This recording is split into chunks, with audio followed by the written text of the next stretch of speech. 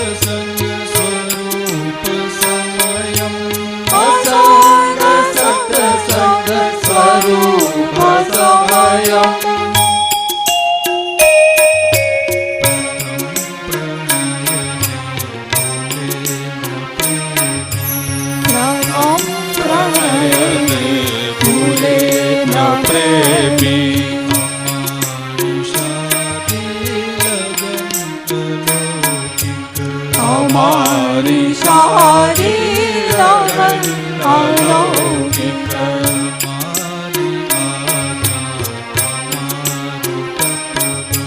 તમારી આજ્ઞા તમારું તપ બળ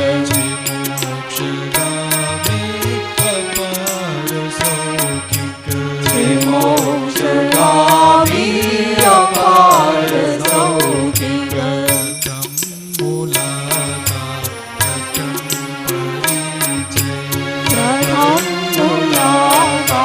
પ્રથમ પરિચય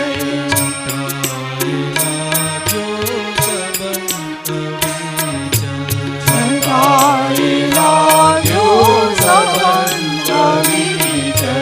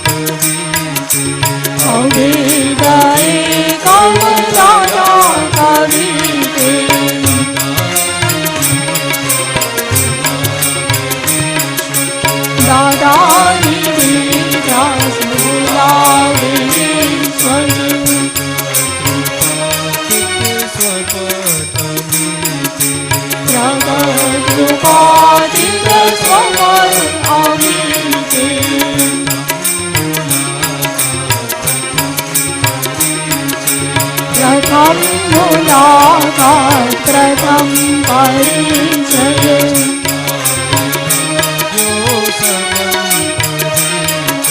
છતાંય લાગ્યો સંબંધ અવિચર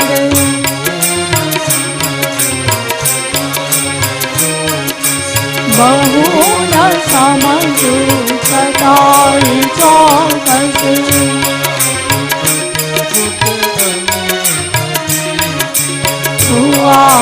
અદ્ભુત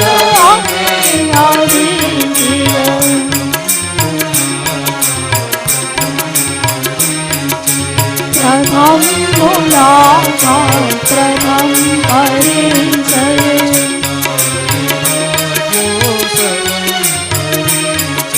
છતાંય લાગ્યો સંબંધ અવિચર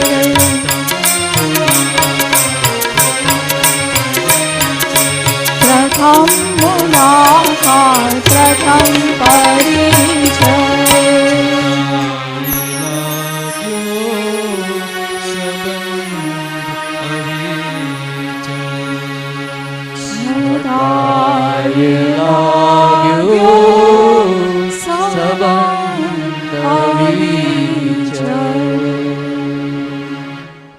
જય સચ્ચિદાનંદ.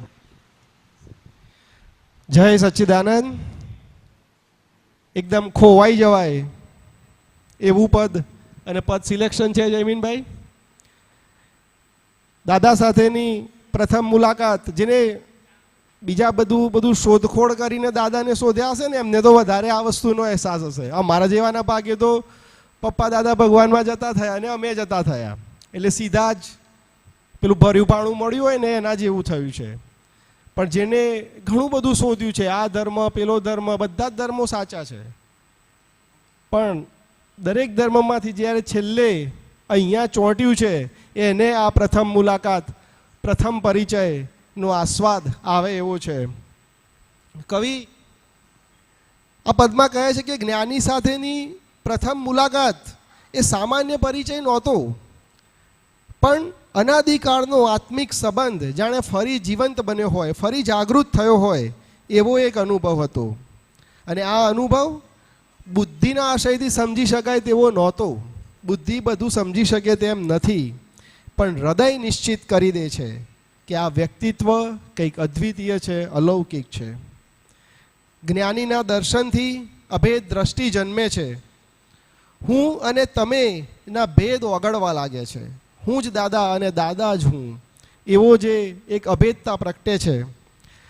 પોતાના શુદ્ધાત્મ સ્વરૂપનો ઉદય થાય છે અને આનાથી જે આનંદ મળે છે તે આનંદ બાહ્ય કે ઇન્દ્રિયજન્ય આનંદ નથી, પરંતુ અસંગ અને આંતરિક અને અદ્ભુત આનંદ છે. આવું એક પૂરેપૂરું પોતાનું લાગે, પોતાના પરિચયને જ આપણે વાગોળતા આ પદને આપણે ઝીલ્યું છે. અદ્ભુત પદ જયમીનભાઈ.